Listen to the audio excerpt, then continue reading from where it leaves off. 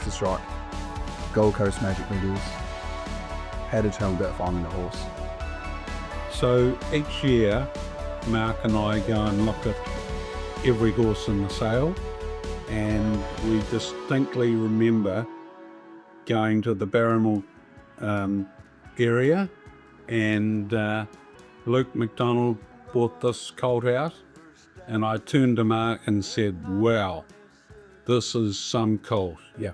And we spent 5 minutes giving him a good look over. Yeah. And we both went away and said, this is one we're going to buy. And what was it? What drew you to him initially? He's a very good looking colt, obviously had a great temperament. Yep. Beautiful balance, natural strength, and we love the pedigree. Yeah. Mark, you remember the horse? Remember this name? Yeah, he just had a walk on him, just a real rhythm about him, and obviously you can tell pretty early on with colts what their temperament's like, and he just looked as though he's bomb-proof, and yeah, he just had that wow factor about him. And obviously Imperatrice was I Am Invincible out of a Charmerdale mare as well, so That's probably fresh in the mind at the time. yeah, it is. When we got into the farm, I mean, you talk about temperament. Was he like that from day one in your system? Because he's been just faultless at the farm. Yeah, he just was bomb-proof, and Opie had quite a bit to do with him, because he was just so quiet. Yeah, Opie even came out and pace swooped him one day. That's how quiet he was on that. Opie did a lot of his early gallops, and he was just one of those horses that just took everything in a stride. Yep. And probably when his first jump out was, you go to the first jump out and you just want to see who's natural. Yep. And who, if they're not natural, then we just put them out in the paddock here at Te Akau and just give them more time. But he just showed natural speed from day one. And then, of course, he went to the early set of trials. Yeah. So, Move to Strike, we go back now and, you know, he's standing down in Victoria. We've seen the Group 1 win the Sires Produce, that exceptional performance down the outside, being a high quality field. For going back pre-Christmas 2-year-old, won by a margin, Opie rode him. Had a big opinion from that tie, as you already alluded to, right? Yep. Yeah, and even like he won his first start so well, and obviously we went to the second start and we were super confident. He actually got beaten by the stablemate. Yeah. And we were a little bit deflated. She was pretty good there. But in hindsight, Bellatrix Star Yep. in the spring in Melbourne, Yep. she won 2 listed races, and then we took on the older horses in the Scalacci Group 2. Yep. And she won at weight for age over 1100 and ran second in the Cornwall. Yep. So, wow, when you think back, probably not disappointed when you know the form now. Yeah, and beating a short margin that time. Yeah. You give a little bit of a great goes in, and I think you actually get a price for the Sires Produce. Did the stable have confidence? Huge confidence. Opie had been riding him in work, and I think he was suspended at the time, and so we had Wirramu Pin riding him. Yep. And Opie said to me, this horse just wins. Really? Yeah, absolute certainty. Did you back him?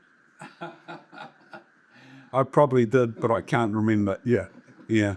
Yeah. We're having a talk last night, and, you know, we're talking about, you know, Te Akau, and I've been around the farm. It's just bloody amazing. But the beauty of the game and what you guys have done in New Zealand racing is really exciting, and now to have that translate over to Victoria. But I love the fun you've had with your owners and some of the wins that you've had as a stable, both on the punch but also in the Bart. What are some of the better days you've had on the punt to begin with? We don't have to talk numbers. We'd just like to nominate some horses and moments. Well, about 22 years ago, Mark Walker rang me up one Friday night, and he said, tomorrow I'm going to saddle up my first ever racecourse Certainty. He'd been riding this horse in work every morning himself, and he said, this horse is just unbeatable. And that was distinctly secret, and he won a Group 2 at Eagle Farm the next day and paid $33 and won by 3.5 lengths.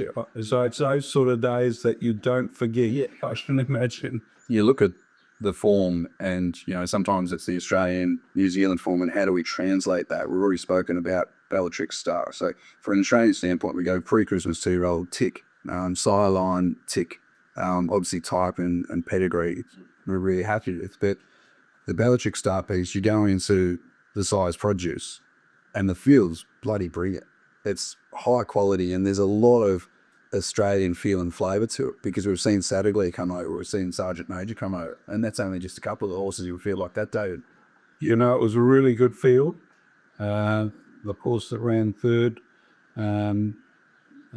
Captured by Love, she was a Group 1 winner and a really top filly. And I've just got no doubt that the best was in front of him. And if they got his temperament, you won't miss. They'll be guns. Yeah. And with any 2-year-old, they need temperament to race. And he'll leave early horses that'll train on. Yep. I'm sure of it. Physically, you sort of think that that's what he'll provide, and then the sideline says that's what he'll provide. And if they've got the temperament, then that's where we are in a really good space with you. Well, any racehorse, temperament's a big thing. Yep. A lot of horses, you think you win a Group 3 and you get excited for Group 1, and then eventually their temperament will lip them down. They've got to be great temperaments to win Group 1 races, and his temperament was just testament to him, and yeah, it's exciting.